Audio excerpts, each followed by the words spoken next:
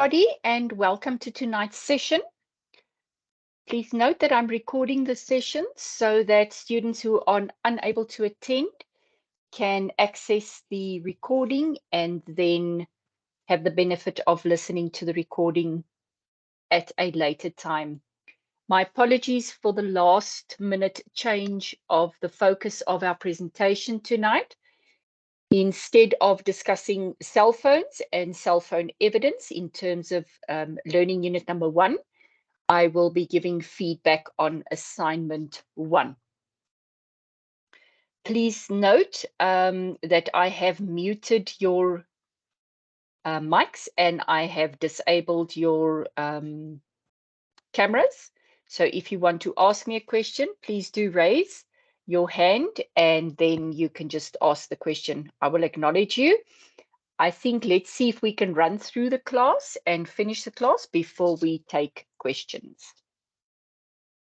Okay, so as mentioned in the introduction session, I will be discussing and giving feedback on assignment 1.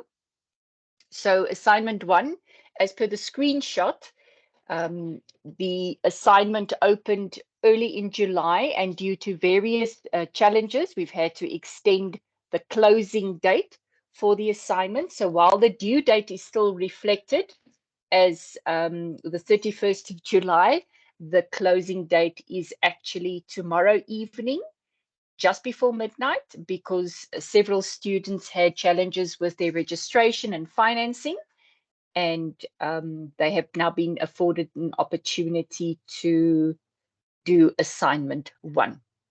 So let's just stand still for a moment quickly and just look at the instructions of assignment 1.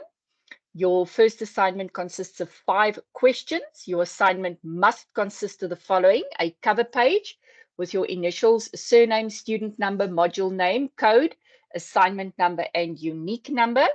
There should be a table of content. Then this is followed by your answers and a reference list. You were asked to number the questions in your answer script and to answer the questions as comprehensively as possible. What does that mean?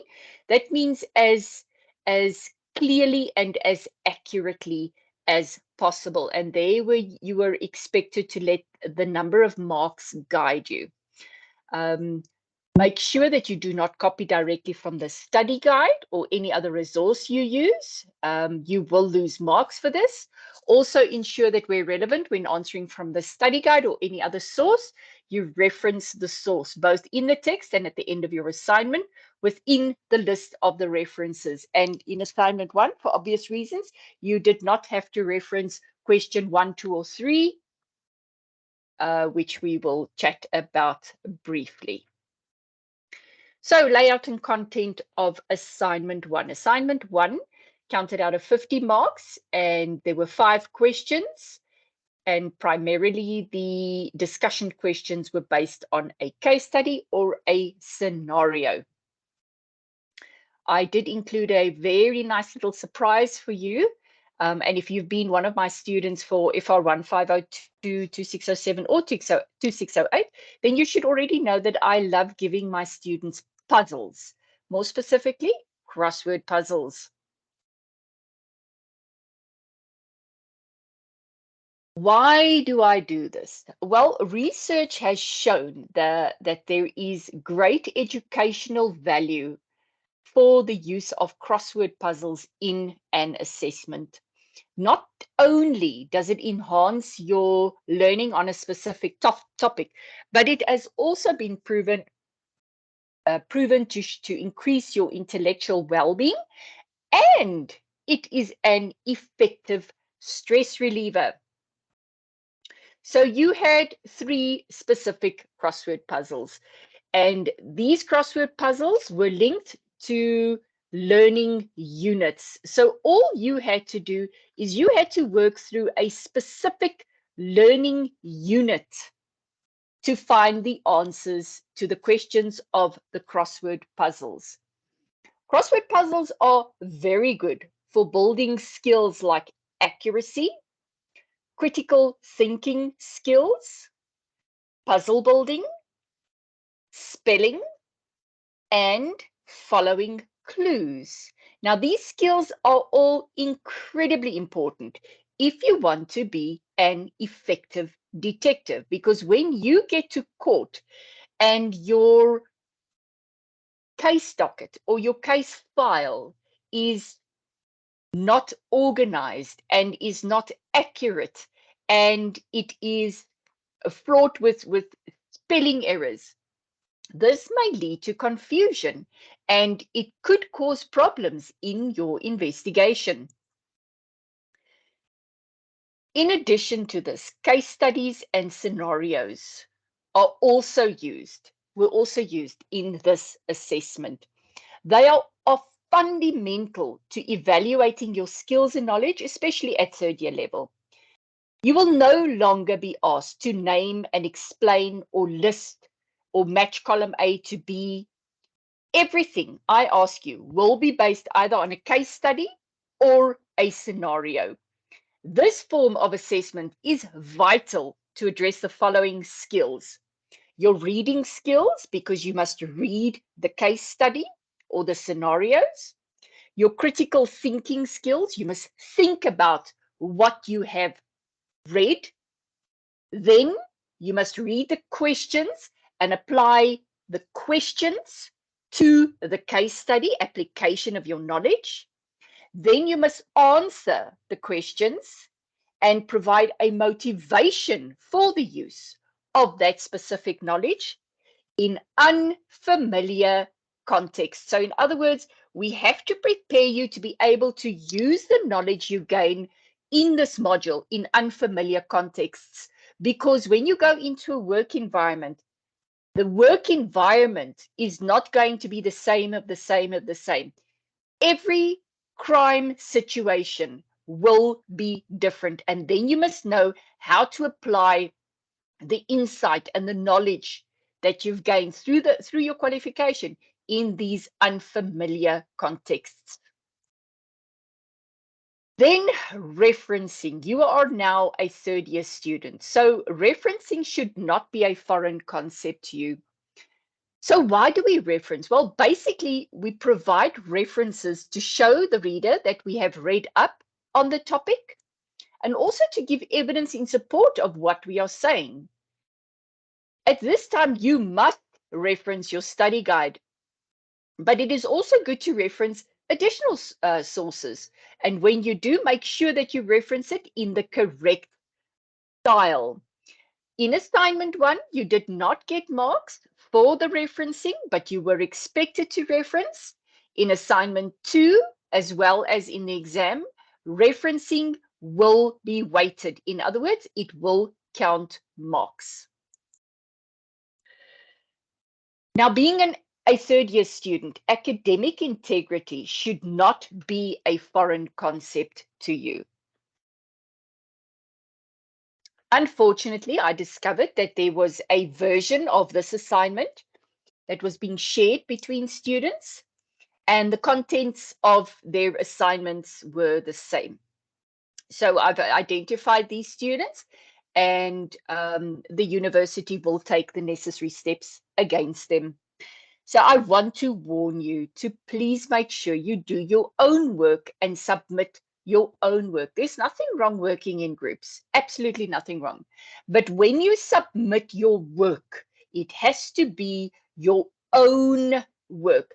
Do not make use of other people to do your work, like an assignment mill or a ghostwriter. This is not only dishonest, but it's also unethical. And it's not a question of if you get caught. You will be caught out eventually, because we are using artificial intelligence coupled with various other resources to be able to match assignments out of a selection of assignments. So please make sure that you do not make yourself guilty of plagiarism, in other words, stealing somebody's ideas and giving it as your own, or assignment mills and ghostwriters, people that say, you know, for 300 Rand, I'll do assignment, whatever for you. Chat GPT is another challenge for the university at this stage, but we have tools to identify when text has been generated by artificial intelligence and then just plain copying. Okay, so as I said, today's session will be very short because we're going to chat about assignment 1 and what you were expected to do. So let me end today's session with this meme from Pinterest. There are many things in life that are out of your control, out of my control, but there are some things that we can control. And I want to add to this. I can control when I plan my studies, how I do my assignments. I can control the quality of my assignments, whether I submit on time or not. Except, of course, when we wait for the last moment and submit. To submit, an ESCOM has other ideas, and then you cannot submit because there's a power outage. So let us make sure that we control the things that are under our control, especially also where it comes to our assignments and our academic futures. Let us take responsibility for what we do and make sure that we are proactive in how we approach our studies and how do we tackle our studies. And that brings us to the end of this session. I'm going to invite questions from the floor. If there is anybody that wants to ask a question, you are invited to raise your hand, and then we can take questions.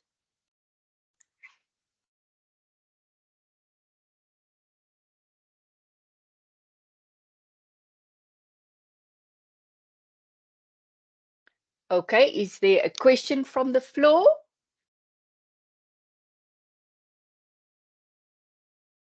I want to encourage you that if you don't feel comfortable to ask a question on the session, you are more than welcome to write a question in the chat box for me, and then I will answer it that way. I'm going to give a couple more moments to see if there's perhaps a question. And if there is not a question, I'm going to end tonight's session. And I'm going to thank everybody who made the effort to attend the session, for showing up and for listening. And I'm sure that you will benefit when you tackle assignment 2 based on what you know and based on the feedback that I've given you. Once the due date has passed, we will be sharing tutorial letter 201 with you that contains the recommended answers to your assignment 1. So please, I want to encourage you, when you do receive your marked assignment back, please to compare what you have written and what the marker has said with the recommended answers in tutorial letter 201, which I will post on the module site under your official study material, and then to just double check, where did you go wrong and where can you improve? So if I can give you a couple of tips for assignment 2, very, very important, is to read the question carefully, to ask yourself, what is the question about? What is the question asking me to do? Is it asking me to identify and explain? Is it asking me to identify and explore? What is the question asking me to do? And look at the mark allocation of the questions. Make sure that you rewrite the text into your own words.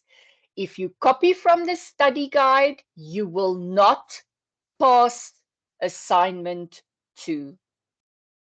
You must reference what you use and the sources you use, and as such, there must be a reference list at the end of your assignment.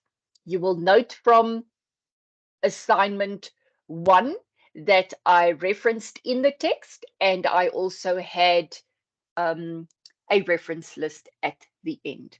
So please make sure that you adhere to these principles. And yes, obviously submit in time. You have until the 12th of September at 5 to 12 the evening to submit assignment 2, also in PDF. So if there are no further questions, I'm going to thank you for your time, and I'm going to bid you a good evening.